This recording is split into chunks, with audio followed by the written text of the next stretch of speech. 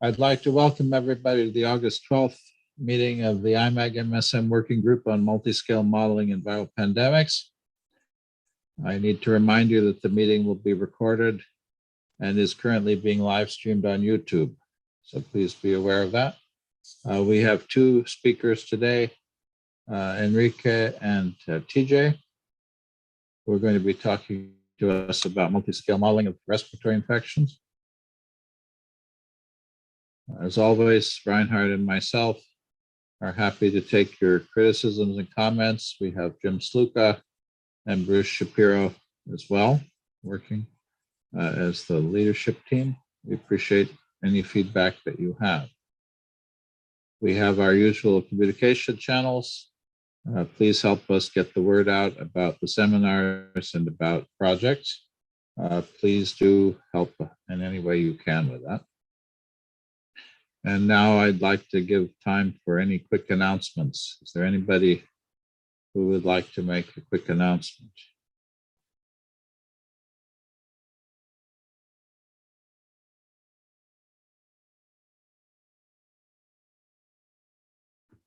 No? Okay, for next week, I believe that Dean Bottino from Takeda, who's done a lot of very interesting modeling work in the pharma industry, is on call to speak to us. And we have a second talk. We don't have people lined up for August 26th, although we could possibly use that for the future of the working group discussion that we wanted to have before. We have two speakers lined up for September 2nd and a number of speakers lined up going on into the fall. So please feel free to put yourself forward, suggest speakers, or otherwise help us fill up our roster. I know it's the dog days of summer, and also people are getting ready for the start of the semester, so this is an awkward time of year, but we'd like to make sure that we have a good agenda for the fall. Please remember to mute your mic when you're not speaking. Both of our speakers are going to be available after the mini seminars. So depending on the amount of time the mini seminars take, please hold your questions until the end. And I will break in and give a 5-minute warning if people are overrunning their 20-minute mark for their presentations. And with that, I don't want to take any more time away from our first speaker. We have Henrique from the University of Florida, who's going to be talking about modeling of macrophages in respiratory infection with Aspergillus. And I will turn it over to Henrique. Okay. So, okay. Let me share my screen. Okay. Okay. Can you see my screen?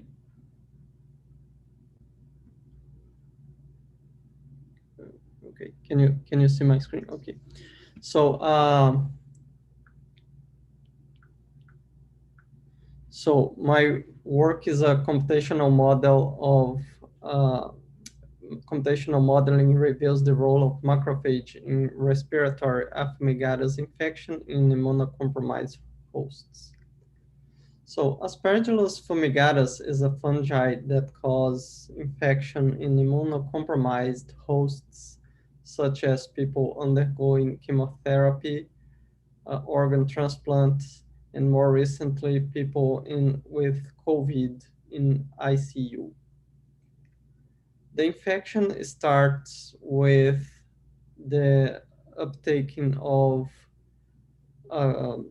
fungi conidia, which goes into the lung and activates pneumocytes, type 2 pneumocytes, and resident macrophages that secretes chemokines and cytokines that leads to the recruitment of more leukocytes, such as monocytes and neutrophils, that kills the conidia and any hyphae that has germinated. In parallel, the fungi secretes derophores, such as TFC, that sequester iron from transferrin, which is the main protein holding iron on the serum. And the host cells secrete IL-6 that instructs the liver to secrete the hormone hepcidin that leads to decreasing the level of transferrin, both free and bound to iron. So the FBI is transferrin bound to iron in this picture. So the model we are presenting is a discrete space-temporal model, discrete both in space and in time. It's a three-dimensional model. However, for the sake of simplicity of presentation, we are showing a two-dimensional picture here. We start the model by seeding some host cells and conidia. And when two cells are in the same voxel, they may interact with some probability, which leads to the activation of the host cells and subsequent production of cytokines and chemokines that diffuse according to a PDE. The leukocytes will then move across the gradient of the chemokines, and the overall quantity of chemokines into the simulated space leads to the recruitment of leukocytes from outside the simulated space. When the leukocytes, macrophages or neutrophils found fungi, hyphae, or conidia, they kill the hyphae or the conidia. So this is an overall overview of the model. The model, it's in a recent paper, which is in bioRxiv. It's quite complex model, has many parameters, but we found all these parameters in the literature. So in this table here, this is a single table, by the way. This table, we have all the models and the reference from the paper in which we got these parameters. Some of these parameters we have more confidence. Some of them is no more than an educated guess, but nevertheless, we got all the parameters from the literature. Then we proceed to validating this model. And we took some papers that we did not use to grab parameters, and we compare time courses of cells and cytokines from these papers with the predictions made by our models. So here we have neutrophils, colony-forming unities, TNF-alpha and IL-6. And what we found is that the level of disagreement between the literature and our model, it's similar to the level of disagreement between literature with itself. There is two papers will disagree more or less by the same level as a paper disagree with our own model. We have a table in the paper for that, but I'm not showing it here. We also have this our own generated data, which we use to validate. So here we have CXCL2, IL-6, neutrophils and macrophages, and we can see that our model reproduces very well, at least the timing of these cytokines and cells. Then we did parameter analysis of this model. We made a Latin hypercube sampling of parameters around, sampling parameters around those values that we estimated from the literature. And we try to correlate that, let's say correlate, with the early onset of hyphae cells. This is more or less the the early germination of the fungi. So we run the simulations for 24 hours and we count the number of hyphae cells in this 24-hour simulations. And what we found is that the time the fungi takes to grow is the leading parameters controlling whether we will have a lot of hyphae,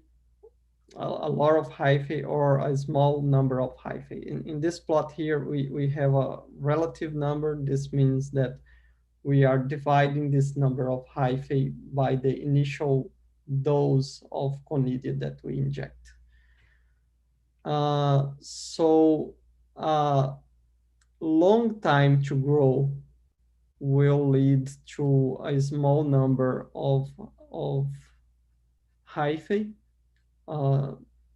small level of germination, while a medium to high, medium to small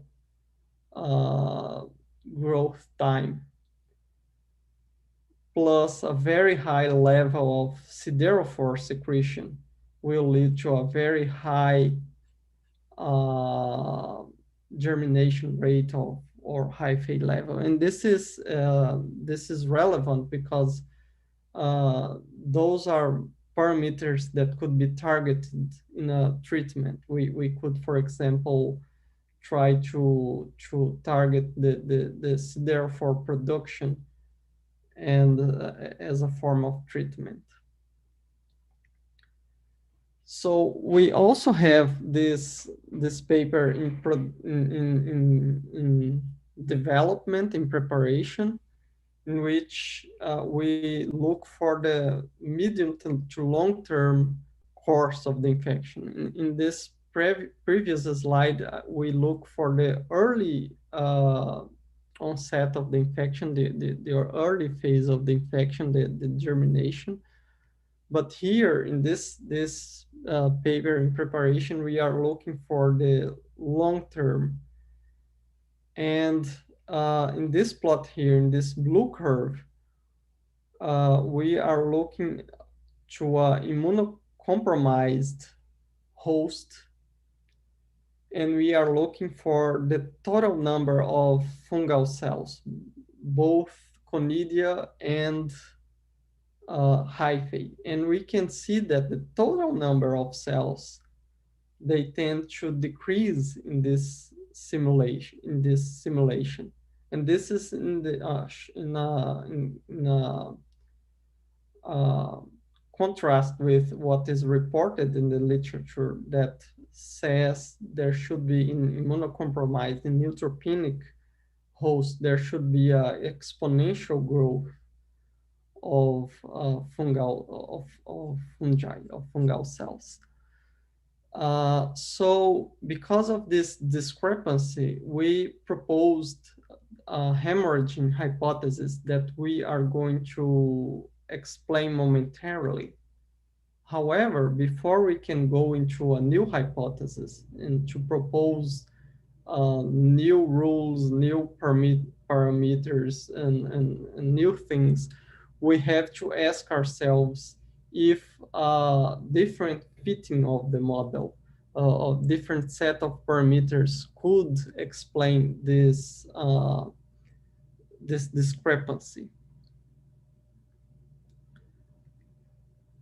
So we start with a sensitivity analysis. Again, we did a Latin hypercube sampling and correlate the parameters with fungal burden. And one thing we saw is that the move rate, for instance, the leukocytes move rate, it's highly correlated with fungal burden. The higher the move rate, the lower the number of, the lower the fungal burden. So this could be a parameter that we could fit differently. We could lower this leukocyte movement rate. However, this parameter is already conservative in our model. according to several papers in the literature, and according also with another model of aspergillosis, this movement rate should be, probably is higher than what we are considering. So it would not be very realistic to decrease this movement rate. Then we go to the obvious culprits, the rate with which macrophages would kill the fungi. Those are the rate of phagocytosis of conidia and the rate of hyphae killing. However, those parameters are not highly correlated with fungal burden, as we can see here. And finally, we also look for the chemokines that attract macrophages. But again, the number of macrophages in our simulator, it's conservative. We have a lower number of macrophages in our simulator than what is reported on the literature. So it would not be realistic to reduce the number of macrophages in our simulator. We move forward with this analysis. We try, the previous slide, I did sensitivity analysis, but here we are doing a thorough search for models that would explain that discrepancy. And what we are doing here is we generated exponential growth curve and try to fit to and calculate correlations between the immunocompetent, the wild type mice, the wild type simulated mice with exponential growth, and the neutropenic simulated mice and the exponential growth. And what we expected, what we are looking for is sets of parameters in which the wild type simulated mice have negative correlation with exponential growth. There is wild type mice leads to decrease in the number of fungi, of conidia, of fungal cells, because this is what is reported in the literature, while the same set of parameters would lead to a positive correlation with this exponential growth. Because again, it's reported in the literature that in the neutropenic mice, the fungal level grow exponentially. However, most of the parameters that we sort with Latin hypercube sampling leads to negative correlation in both neutropenic or in wild type. They lead to decrease in fungal levels in both conditions. But there is a few set of parameters that satisfy what we are looking for. Those one in the ellipsis leads to decrease in wild type, negative correlation in the wild type, and a positive correlation in the neutropenic mice. Then we look into this. We take this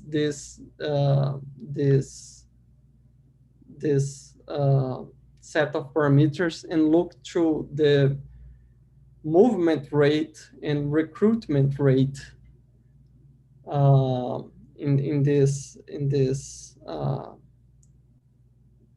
set of simulations, in this set of parameters.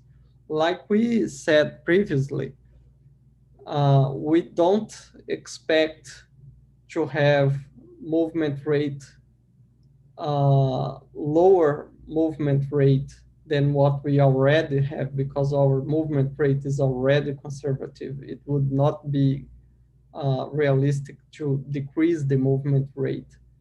It would also not be realistic to decrease the recruitment rate because the number of macrophages are also conservative. However, to fit uh, the literature, and again, it's a qualitative fitting, what we saw in the previous slide. To achieve even a qualitative fitting, we have to resource either to a lower recruitment rate, here is a relative recruitment rate. One means the value I got in the literature. We have to resource to a lower recruitment rate or a lower movement rate or both. Only these two cases here I could qualitatively fit the literature with a higher recruitment rate and a higher movement rate. However, this is only a qualitative fitting. Those 2 points, they don't actually fit the data we have very well. Therefore, we are very confident that we do need indeed to bring new phenomena and new rules to explain the discrepancy we saw between our simulator and the literature. And this actually makes sense because we create a simulator to model the events happening in the alveoli lumen, which is quote unquote poor in nutrients. And these infections, it proceeds by the hyphae poking the alveoli and getting access to the blood, which is rich in nutrients. And it makes sense that this blood nutrient, it's important, it's essential for the infection to progress. And these new rules we include was, as soon as a hyphae grows in a voxel, we consider that voxel hemorrhagic. We say there is free red blood cells in that voxel. These red blood cells burst with a certain rate, releasing hemoglobin, which with a certain rate release heme, which is uptake by the fungi, increase their iron supply. In parallel, these molecules bind to haptoglobin and hemopexin, which inhibits macrophages. So we have these two processes, inhibition of macrophages from one side and supply of iron on the other side. And when we consider only the macrophage inhibition, we had a modest fungal growth, which is in this lower ellipsis here. And when we consider iron supply, extra iron supply, or both mechanisms, we have a strong fungal growth. Sorry, 5 minutes? Yes, I'm almost there. We had a stronger fungal growth, similar to what is shown in the literature. Therefore, we believe that hemorrhaging in the extra nutrient and iron supply is necessary to explain the progress of this infection. So I would like to thank the Laboratory of Systems Medicines and the IMAG working group for having me.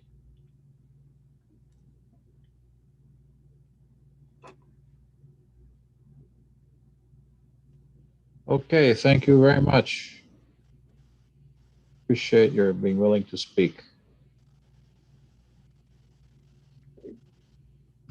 Questions? So I think we'll hold the questions till the end because we'll make sure we get through both talks, and then we'll come back if that's all right. Okay.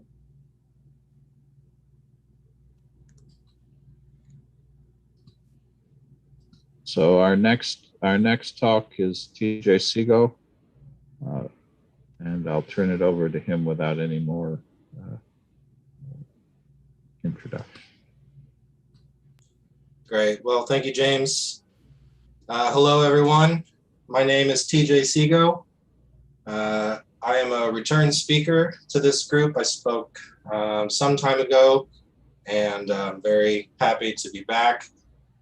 Today, I'm going to show you some recent work that we've done at the BioComplexity Institute, in particular on working to generate cell-based spatial models from non-spatial ordinary differential equation models of biological systems. This is very recent work and work that I'm very happy to be talking about. This will be published in the very near future in BMC Biology.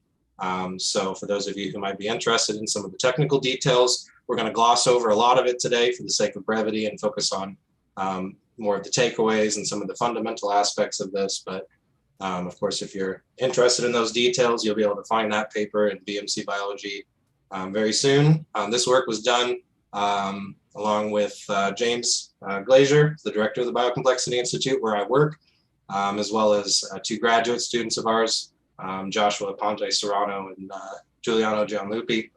And a lot of this work at its core has much to do with sort of bringing together two seemingly disparate methods of biological modeling. One being something like shown here in the top right of my screen with an ODE based model of population dynamics of something like viral infection in an organism and say some sort of immune response. And then the sorts of models that we often do at the BioComplexity Institute, which is cell-based spatial stochastic modeling while considering, say, working at the resolution of individual cells. So a lot of the modeling that we tend to do tends to be with cell-based stochastic methods using the cellular POTS model. And this work has much to do with relating models, say an ODE model that's been generated and calibrated, relating that to a generated spatial model that's derived directly from that ODE model. And this has a lot of advantages in that the ODE models present a way to readily, say, calibrate to experimental data, because ODE models tend to be very cheap computationally.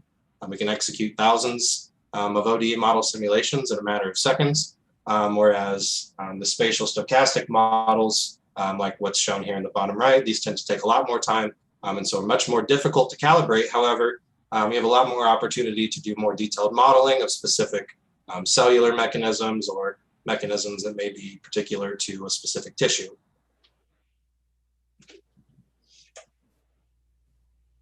And this method provides a clear way to translate information gained using, say, one of those models, whether they be an ODE model or a cell-based spatial model, information gained from one to the other. So this provides a formal mathematical way to take, say, calibrated ODE model parameters and actually use those model parameters directly in a cell-based spatial stochastic model. And this presents a lot of other opportunities for, say, interrogating aspects that are neglected by one model in another, say, spatial mechanisms that are only implicitly represented in an ODE model, or say doing population level or systems level dynamics with an ODE model that's not well represented using a spatial cell-based stochastic model. The examples that come to mind for this particular group, using spatial models to, say, examine the effects of diffusion of, say, a virus and the effects of diffusion on infection or infectivity of a virus or progression of infection in an organism, as well as, very spatially resolved mechanisms like migration of individual immune cells during recruitment, or say contact mediated interactions and some of the details associated with that that are not really well represented, at least to the extent that they can be interrogated using a non-spatial ODE model. Now, I don't want to dive into the mathematics here, but I did want to at least show some of these forms to show that it can be done. So if anyone's interested, again, the paper will be available soon. But what this looks like at a very high level without diving into the details, we can take, say, ODE models that look in familiar forms like what's shown here in the top right. So this is just population dynamics of two species, say T and U. And we can go through the derivations of cellularization and generate cell-based stochastic models. So we can write things like the probability of a cell type change from, say, a T type to a U type, and we can use the model parameters in an available ODE model, and then through our cellularization method that this work is about, we can then use those model parameters directly in our cell-based stochastic models. And likewise, we can do the same for reaction diffusion model. So in the cell-based stochastic models, we do a lot of modeling of heterogeneous diffusive fields while modeling the effects of, say, uptake or release of particular species. In the case of viral infection, modeling internalization of virus using uptake expressions and reaction diffusion equations. And we can go through similar derivations in our cellularization method and start with some ODE model of some particular species and generate a corresponding heterogeneous reaction diffusion equation like what's shown here.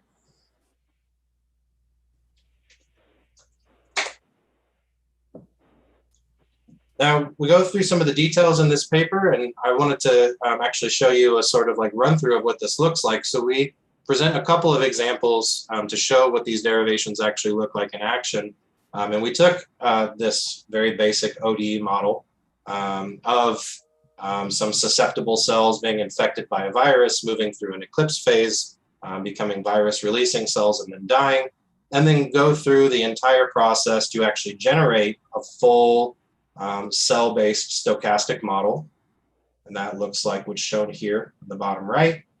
And we can take this ODE model and then generate simulations that look like this on the top right. So here we can have, say, a simulation of a local tissue patch that's experienced some sort of viral exposure and an infection event, and then using all of the model parameters and the mechanisms described in the ODE model, we can then simulate that in a cell-based stochastic and spatial context to actually model what occurs at that site of infection according to the dynamics described by the ODE model. And we find that even in a simple case like this, that there are lots of scenarios where individual cells and the events around individual cells can have huge impacts on the overall dynamics of a simulation, in this case, in the progression of infection. So we find that, for example, when we have a single initial infected cell to start off our simulations, well, we can readily simulate that with an ODE model by choosing our initial conditions accordingly. And we find that when we simulate that using the spatial model, we can have huge variability in the progression of the simulation, and all to do with the discrete stochastic dynamics of infection. In this case, that there can be profound differences that show up in the simulation if there's, say, some sort of delay in the initial spread of infection from an initially infected cell, or say something occurs where a cell dies before it has much time to release much virus. These sorts of mechanisms are possible in the cell-based stochastic models, and you can generate a lot of variability as shown here. In all of these simulation plots, these are all showing 100 simulation replicas of the cell-based stochastic model, and you can always find the black line showing the median of those replicas, and then the dashed line showing the original ODE model results. You can see here that in the case of a single initially infected cell, there's a ton of variability. These shaded regions showing different quantiles all the way up to the 100th quantile. That's all shaded in blue. Then we find that when we move towards more hetero or homogeneous initial conditions, like say randomly selecting a fraction of cells and infecting them, we find that the spatial model results tend towards the ODE model results as those initial conditions become more spatially homogeneous, even to converging on the ODE model results in the first place where the spatial model and ODE model results are practically indistinguishable.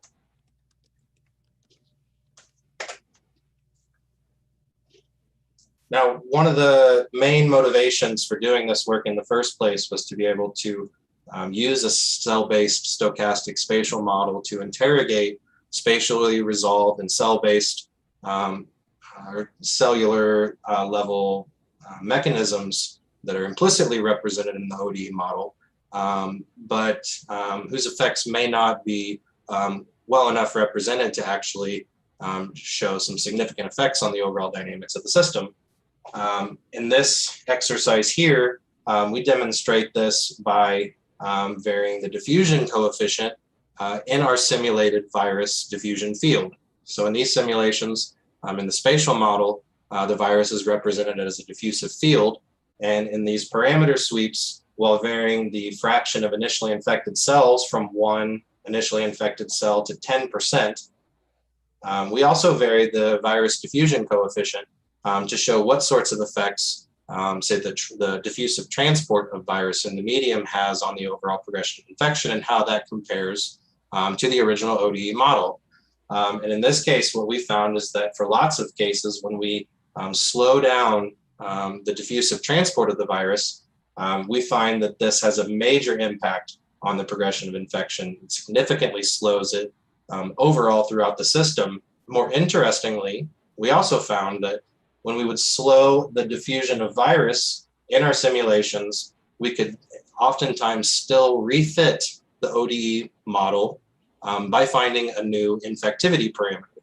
So this is the parameter that dictates the probability of a susceptible cell becoming infected due to exposure to virus.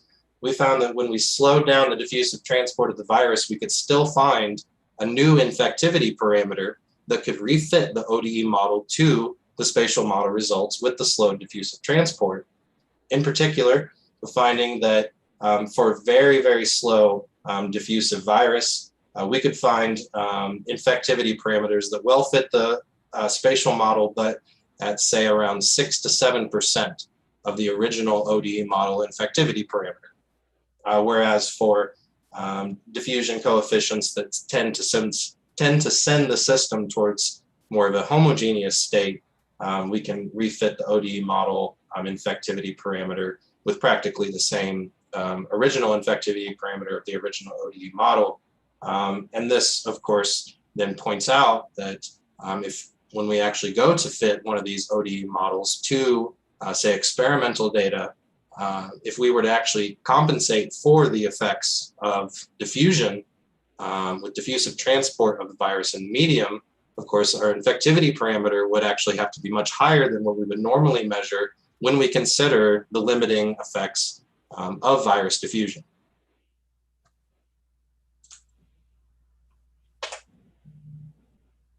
One of the other interesting and I think invaluable things about this cellularization method is the ability to take an existing ODE model and use that model to guide model development of cell-based and spatial model mechanisms.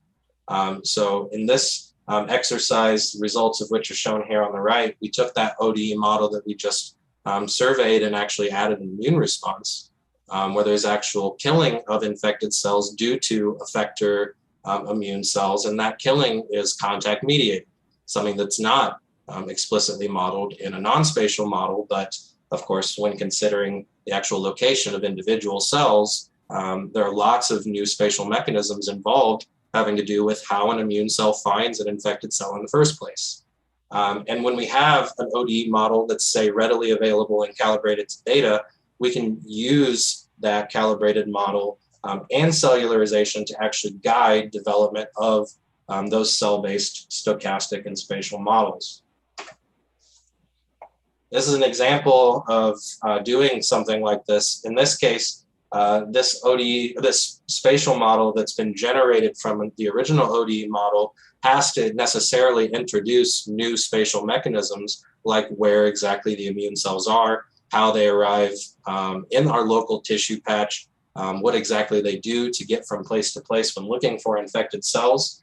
And in this case, this parameter sweep is varying the randomness at which immune cells arrive in the local tissue patch versus arriving at places with higher levels of local signaling due to infection.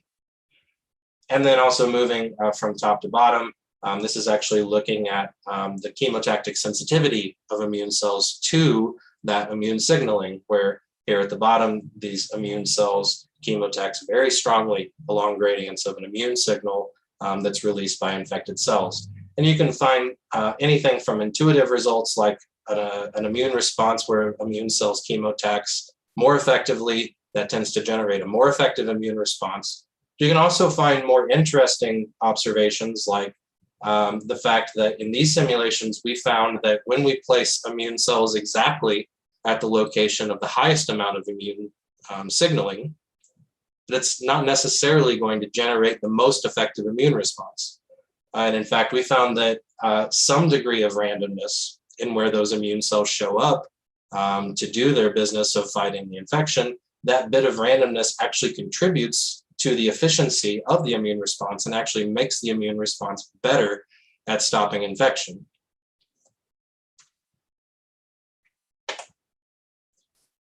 Now I want to conclude with some of this very recent work that's still under review. This is work that James and I have done with some friends of ours in Pittsburgh, namely Erica Mochin at Carlow University and Bart Ehrmantraut at Pitt. This is work that I've shown, at least to some degree, to a lot of people who are here today on generating a spatial multi-scale model of this type, but from a calibrated ODE model of the immune response to influenza infection that Bart and Erica generated. We were able to do this work using this cellularization technique, in particular taking this calibrated model, which for the ODE model took quite a long time to accomplish, and Erica, I'm sure, will be happy to tell you about that, and to go from that to one of these very detailed multi-scale spatial cell-based stochastic models. Now this ODE model is huge. I love this model. There's 20 equations, all of them shown here. This is directly taken from Erica's paper. This has 90 model parameters, which for the community of modelers who do more of the cell-based stochastic spatial models, 90 model parameters is something like a death sentence when it comes to doing calibration to experimental data, and that these simulations take a long time to calibrate that many model parameters. We were able to use the calibrated model parameters that Bart and Erica generated and use that directly in this ODE model. So this spatial model includes a cellularized version of this complete model, where every single model parameter that was calibrated is used directly in these simulations. And of course, while we were at it, we took the opportunity to do a little bit of model generation while we were at it. So there are a lot of interesting details and a lot of unknowns having to do with what exactly all goes on at a local site of infection. How do, say, effector T cells find their targets? What happens when they do? And when we have these spatial models available, that provides us with the ability to generate new hypotheses and test them in a simulated virtual tissue, something like this. And also the ability to compare it to the original ODE model. So we can ask questions like, does our model for some spatially resolved mechanism reproduce the ODE model and therefore the experimental data that the ODE model was calibrated to? In this case, we had 3 different immune cells all roaming around in our local tissue patch, and we were able to generate a couple of models having to do with cell motility, how, say, macrophages migrate towards virus, or say how macrophages do signaling that contributes to the recruitment of natural killer cells and CD8 plus T cells, how that helps them find infected cells to do their business of killing. Got a couple of just little screenshots here so you can see a couple of CD8 T cells migrating towards an area where there are a few infected cells. Once they do their killing, they end up splitting off and heading somewhere else. And of course, we can also use this generated spatial model to interrogate some of the spatial details that are neglected by the ODE model. As comprehensive of an ODE model as Bard and Erica's model is, there's a lot of new questions that we can ask and that we have asked using this generated spatial model. In particular, in a very basic sense, we asked, does our spatial model reproduce the ODE model under various initial conditions? And we find that in some scenarios, in particular with initially infected cells, our ODE model and spatial model, the results are nearly indistinguishable. Whereas when we reproduce the actual scenario that was used in the original influenza model work with an initial amount of virus, we find that we get a huge amount of disagreement. In fact, totally different outcomes in our spatial model results versus the original ODE model results. And in fact, when we pursue that with a bit of computational elbow grease, we do some parameter sweeps and increase the initial viral load. Here, these first two columns, they are the original initial condition scenarios that Bard and Erica used. In their work in calibrating this model, we find that in both of those scenarios, we get a non-lethal outcome in the spatial model, and we have to actually increase the initial viral load by several orders of magnitude to get any outcomes that are lethal. And even still, with some simulation replicas that produce a massive amount of damage, but still some non-lethal outcomes where uninfected cells survive and eventually the tissue recovers. Of course, this asks a lot of questions, I think, or begs a lot of questions to be asked about what it is that we're actually modeling when we say take a non-spatial ODE model and we talk about an initial condition of having an initial viral load. What does that actually mean? If we were to actually go and look at an organism and say, where is that virus? Well, we find that in the case of when we simulate something like a heterogeneous initial viral load that all cells are uniformly exposed to, we get huge disagreement between our spatial model and our ODE model. Whereas when we have something more like a concentrated sort of initial condition, like starting with initially infected cells, then we can start to get a lot of agreement between the ODE and spatial models. So I want to conclude this with sort of a broad stroke here of that we're very excited about this very new work, and we feel that there is a lot to this that would be of interest to a lot of people in the broader community. The cellularization method provides a way, say for experimentalists, to interrogate lots of different types of data. So now we can say take transient scalar metrics of something like a viral load versus time and actually inform model development along with, say, histological data or anything to do with actual spatial patterning that we could use to inform the spatial side of a cellularized framework. On more of the theoretical side, there is a lot to do, a lot of new opportunity that comes along with this sort of paradigm of asking what from an ODE model can we recast in terms of a cell-based spatial model.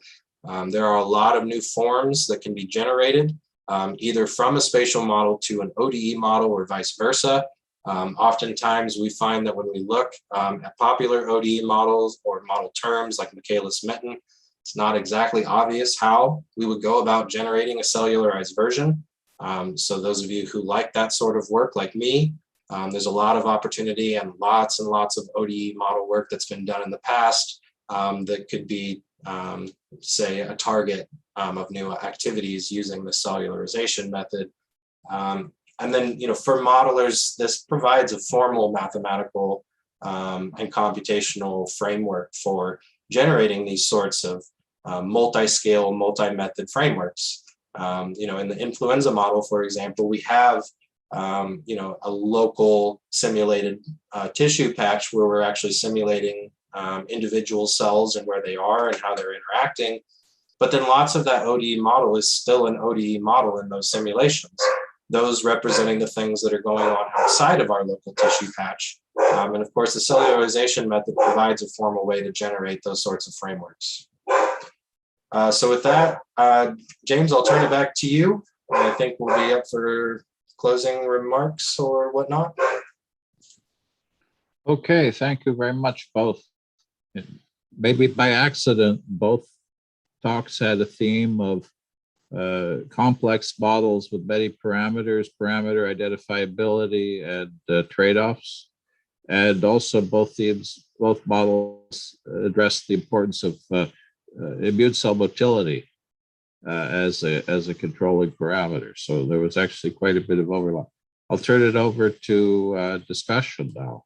Questions for our speaker.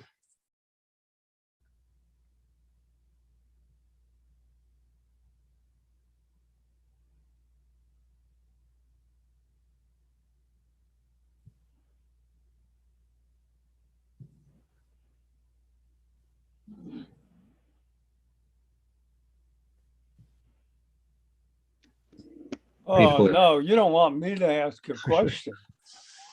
Come on. Fred, you can start if you want. I'll try to do what I can to stop John. So TJ, I thought that was an amazing method. I look forward to learning more about it. So 2 questions. Is your new paper available on archive, the one you mentioned, or do we have to wait? Yeah, let me grab that link and I'll put it in the chat. The preprint isn't too different from what's actually going into press. So it should be indicative enough of all of the, the technical content. So yeah, if you want to talk, I can find them. I'll put the links in the chat. Thank you, James. And Reinhardt can put the links in for his paper. And just as one hint of that, so at the end you said that there are certain systems for which we don't know whether this method will work. I mean, do you have a little more intuition for what the limits are? Well, so I thought I did when we were working on the influenza cellularization.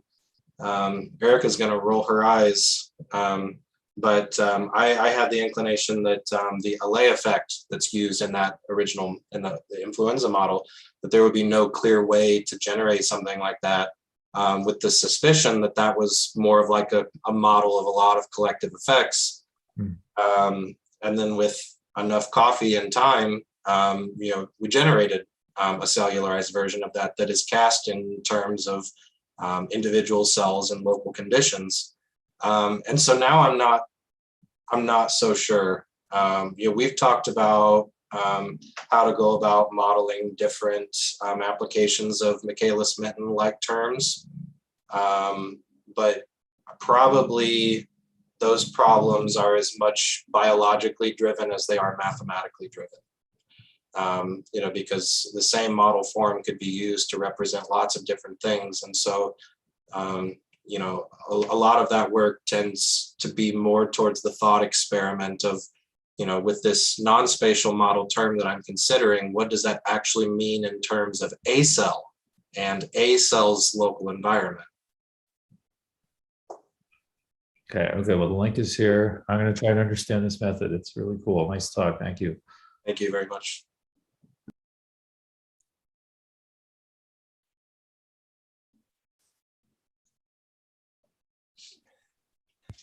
So I've been thinking a lot about how models get validated and what do you compare them to? And today was really interesting because the first speaker made a lot of reference of comparing their model results with the literature.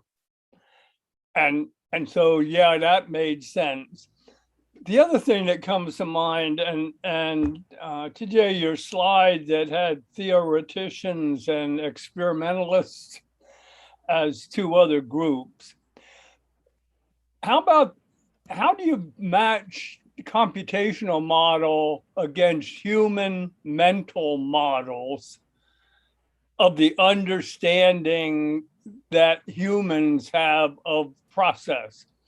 So if you could have a meeting in a room with 3 of the greatest theory type scientists that deal with your topic, and 3 of the greatest experimentalists, most informed, who have mental models different, all 6 of them would have different models of how this thing really works. And you lay out the model and you spend a day trying to explain it to each other. It's like things that the model showed that some expert theory guy says, you know, I have suspected something like that all my life, and here's why. And somebody else says, no way in hell. It can't possibly be. I'm an experimentalist, and I can tell you that my mental model of this, based on laboratory experiences, says that can't happen. What would come out of a simple meeting, simple meeting like that, where the express purpose is to take a computational model and attempt to reconcile it with expert human mental models? Well, you know, I think that one thing that's important here is on that topic is that, you know, no 2 theoreticians, I'll only say this for the theoreticians because I don't do experimental work. You know, no 2 theoreticians really approach a problem exactly the same way. You know, in that, you know, I have collaborators who quite literally will, you know, have a biological process in mind, and they'll think of a mathematical structure per se that, you know, represents that. You know, whereas when I go to do modeling work, I tend to start from maybe a more comparable basis to where an experimentalist would, which is more in terms of the biological mechanisms themselves, and then ask, you know, what would that mean mathematically? What would that mean in an agent-based model, and so on and so forth. You know, but in terms of having something like a framework like this, or being able to generate a framework like this, I think probably, I mean, my guess off the top of my head, you have the world's best theoreticians and experimentalists, and then have the ability to generate a framework like this. My guess would be that you probably generate some of the most insightful experiments that one can imagine. In particular, because the theoretician can provide insights into what the model itself can interrogate and what the model could inform, and vice versa. And that there are things about a model that you know, you're just simply not going to be certain of. You're always making assumptions, always making simplifications, and you can use, you know, those aspects to inform new experiments. And not inform in the sense of, you know, telling an experimentalist what will happen, but more like asking an experimentalist, can you fill this gap in knowledge? You know, or, you know, the opposite is true, where you could have an experimentalist, you know, say generate data that specifically targets model development, you know, which of course, one of the 3 world's best theoreticians in this scenario you've described would know what those things are. So I think that, I mean, your comment that if you had the 3 theory guys, that none of them would agree, that's exactly right. That's where science is. Bunch of people that don't agree exactly on why things happen, and then gradually, you know, they find some common ground. And I guess part of it is my curiosity about the power of the computational models that all 3 of them would see something in there that you would come out of the room having figured out what the 3 mental models had wrong, because they've swapped information among the 3 of them, but but they were focused on trying to understand something that they're not familiar with, and that's the computational model. And I would think that within Indiana University, you ought to be able to find 6 people to go sit in a room with you and just, what the hell, give it a try, you know, buy them coffee and donuts and see what you find out. So maybe I can just make a quick comment. It's an excellent point, John. And so the work that Henrique described, we do in close collaboration with experimentalists, and we actually have an opportunity to sit in a room with them quite a bit because their labs are just down the hall from us. And what happens is exactly what you describe. I think generally the problem is that that's not scalable. Not very many people are in such a position. And so one would need to find different modalities of making this sort of thing happen. Yeah, the artificial intelligence, everything artificial intelligence now.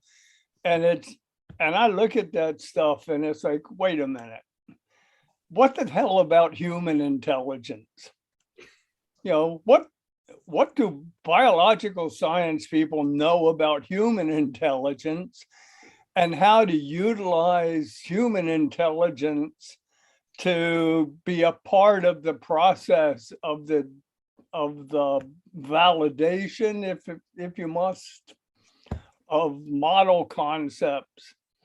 And it may turn out that the model is totally wrong, but by the time the meeting is over, you'll know what model would be right, and so will they, and then they'll become modelers too. Well, I doubt they'd know what was right, but they might identify critical missing pieces of information or mechanisms that were missing. And so that, I think, is a good point. I don't want to, let's come back to that because that's a topic we could talk about for many hours. I think Johan had a question, and then Lorenzo. So go ahead, please. Hello. I'd like to ask Professor Sego, what software was used for the parameter sweeps? Was it CompuCell Classic or the new API version? It's the new API version. Those simulations were generated using the new CC3D Python API on Indiana University's Carbonate supercomputer. So and then all of the data analysis and rendering, that's all done locally. But the actual execution, using new CC3D, the most recent version. Oh, thank you. So it's production ready. It's stable to use. Thank you. Yeah, absolutely. Okay, Lorenzo.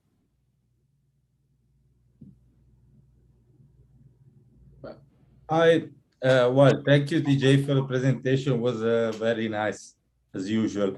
You mentioned, I think I really like the approach also because I'm trying to use it. And you mentioned that we can pull models that are already existing from the literature, I don't know, from biomodels, and there is plenty of SBML and stuff like that. So my question is, how easy you think is to pull this model as they are and turn them into the spatially organized way, let's say, to turn them for the purpose of using cellular automata model, etc. Because I find out that some are easy, some are many modelers have tried to go past the single cell model by complicating a little bit the SBML, right? So then one needs to decomplicate the model to put it in the cellularized one, and then to simulate that way. What are your thoughts on this aspect? Yeah, that's a great question. In my experience, I've had some cases where I've glanced at a model in a paper and generated the cellularized forms in under 10 minutes. Of course, a lot of that's to do with my familiarity with the technique from working on it, but you know, in some cases it's totally casual. It's, you know, it's robotic to go through the steps. But then there are a lot of other cases where I honestly have no idea how to even go about doing that procedure. You know, and have quite a few models in the wing of, you know, they're like sort of head scratching models of, you know, I have to think about this more someday, but not right now. But I would say what's ubiquitous in all of those experiences is the details of actually formulating the spatial details of the scenario aside from the actual model forms. And when you construct a spatial model of an ODE model that has no explicit spatial information, there's more than just generating the math. There's also the included details like boundary conditions. You know, ODE models don't describe what's happening on the left side of the boundary versus what's happening on the, you know, on the other side. And much of that has to do with the actual decision making of the modeler who's doing the cellularization. May be interested in you know, specific aspects of a non-spatial model. You know, you may be interested in asking, you know, certain questions that have to do with those sorts of spatial details. And so while some ODE models are much easier to cellularize than others, all of them involve that sort of complex decision making and reasoning of, you know, what local thing am I modeling in my spatial model, and what does that mean in terms of, you know, exclusively spatial models. Okay, thanks. Thanks, Lorenzo. It's good to see you. I wanted maybe, because I think that there's a lot of overlap between the two talks in terms of this, both the structure of the model that was built and the kinds of analysis that are being done. I mean, one of the things I would say to Lorenzo is that one of the problems with the ODE models is that you could be sloppy about what variables mean. And you run into situations where when you try to cellularize, you discover that a particular variable doesn't really mean anything well-defined, because it has to, at some level, for example, the fraction of infected cells is a meaningful thing, or the amount of virus per cell is a meaningful thing. But if you model the amount of virus without, in an ODE model, without saying, is it the amount of virus in the whole organism? Is it the amount of virus as a concentration per cell? Is it something else? You can't interpret that. And TJ brought up, and I wanted to ask Henrique about this now, because I think you must have dealt with the same issues in the model you built. You talked about the speed of response or the strength of response of the immune cells as being a critical control parameter. And typically immune response models like the ones from Erica or Alan Perlson or Amber Smith, all of these will include a saturation term, and TJ alluded to this in one of his slides, the saturation term for the strength of the immune response. And part of that's set as a function of the concentration of infected cells. And this is, in a sense, representing the fact that you can only have a finite number of immune cells in your system, that it takes a finite amount of time for the immune cells to kill their targets, and that they can only move at a finite speed from one place to another. And all of those complex spatial interactions are aggregated into some effective Hill function, which depends on concentration of targets and so on. And I wondered, Henrique, how you dealt with that in your parameterization in this very complex and beautiful model that you showed. You didn't really show us the structure of the model. You showed us nice results and lots of parameter analysis, but we didn't get to see the model structure very much. I was wondering how you dealt with that. Yes, there is two ways in which I could incorporate this in the model. One would be to limit the number of cells that could exist in one voxel. that part I did not did because I considered that the voxels are big enough. The other one, which I did, is to limit the number of conidia that the immune cells can phagocyze. So macrophages can phagocyze in my model, and this is, I would say, is more or less an educated guess. They could phagocyze a maximum of 18 conidia and neutrophils 3 conidia. So this would more or less incorporate what you are saying, because this would lead to a saturation. As soon as they phagocyze this much, they would saturate. Actually, there is actually a third point which leads to saturation as well. When the cells, they bind to a hyphae, they can be bound for a certain amount of time. And during this period, they are not available to interact with other things. They did not kill the hyphae yet, and they are not available to interact with other hyphae or not available to move. They are interacting. And this leads to, this is how it would potentially lead to the saturation of the immune response. And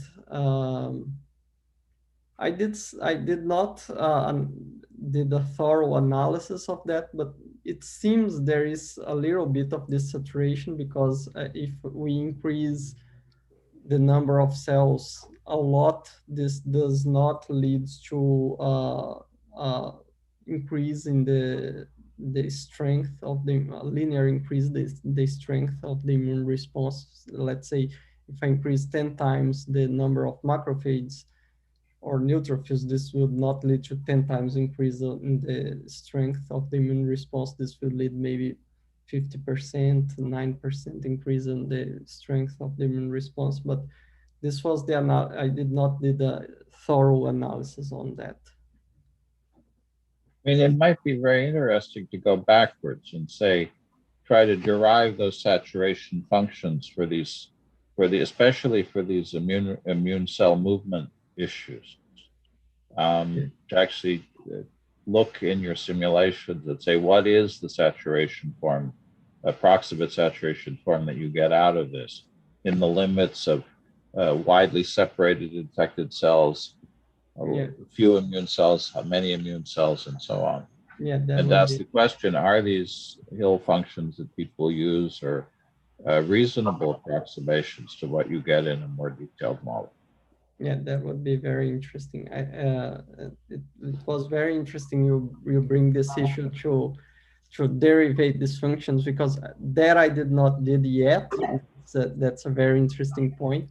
But I actually did a lot of some derivations of some functions that describe some aspects of the functions of the model here and there, mostly for estimate some parameters from the literature. So I did some modeling in the way you are describing for other aspects of the simulator, and it would be interesting to model that aspect as well.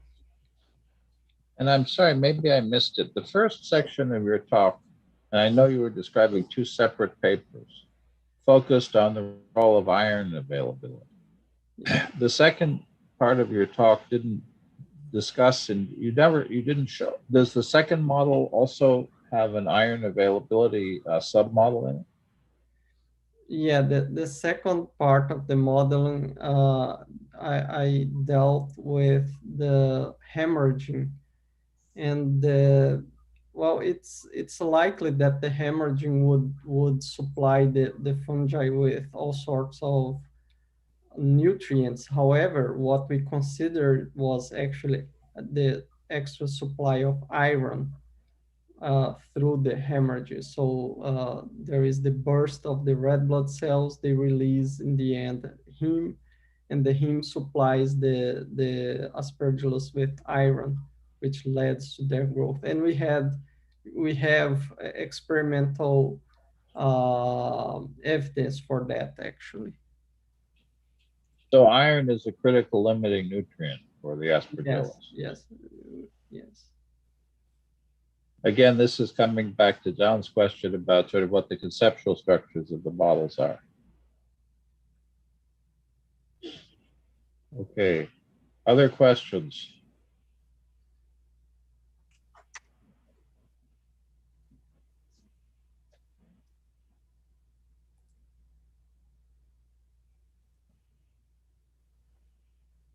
John, you're welcome if you want. No, people have had their chance.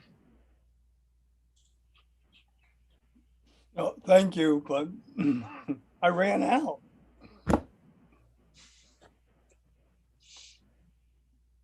These meetings, I mean, that discussion was good discussion. And we got so many people whose names are on the list of members of this working group, and so few that take advantage of this.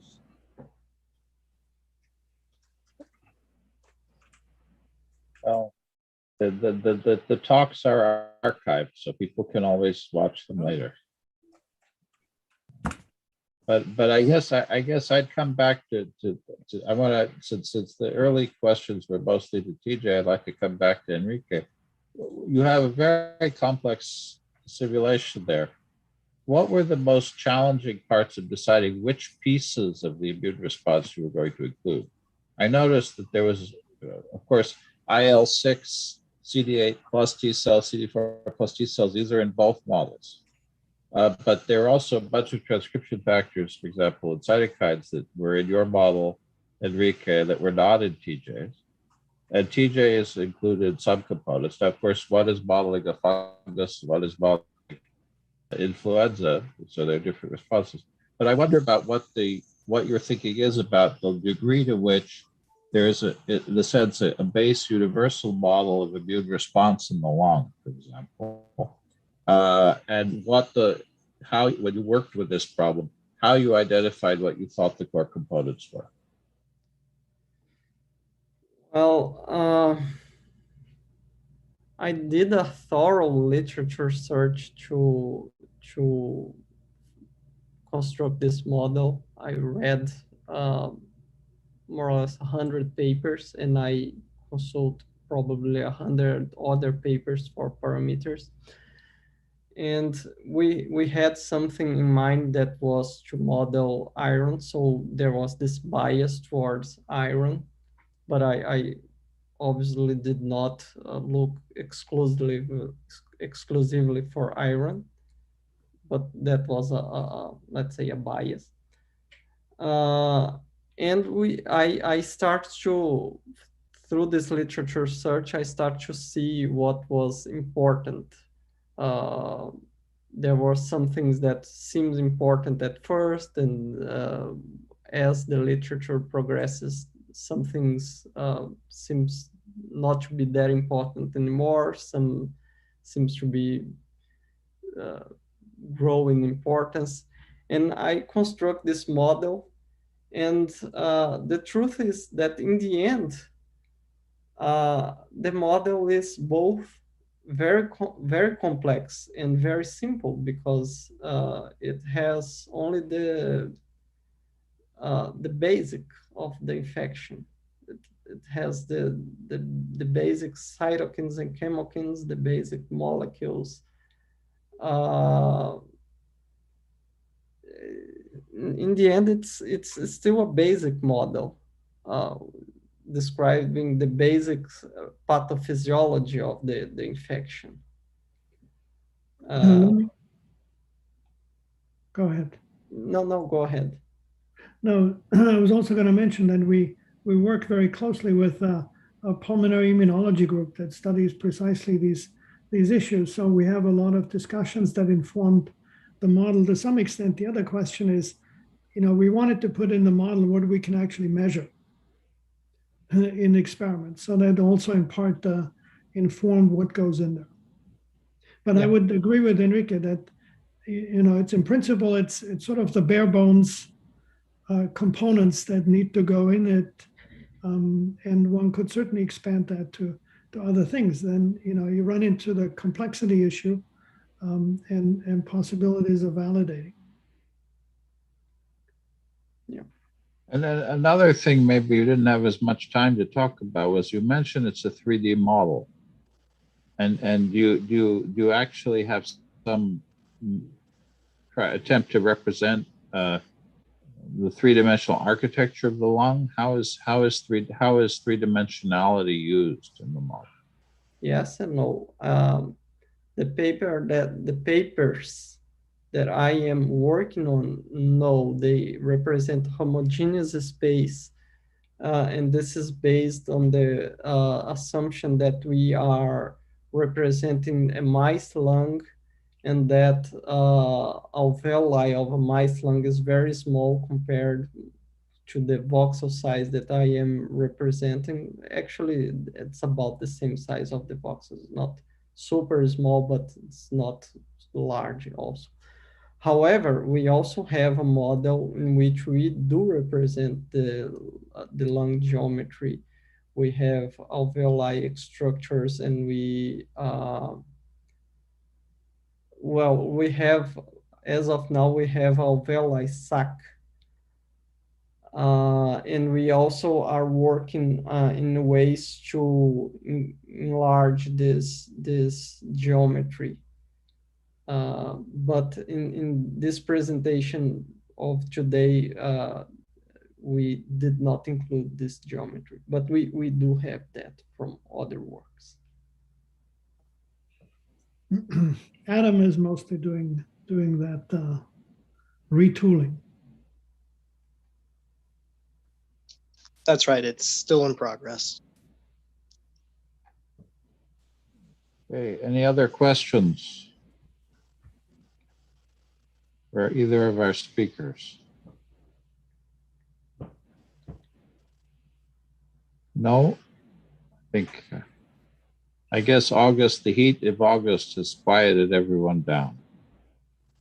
So I would like to thank both of our speakers for their stimulating talks, and look forward to seeing people next week. For especially, we have an industrial pharma next week, so that will be a new perspective for us, a good perspective, I hope. And I want to thank everybody for participating. With that, I will call the meeting to a close.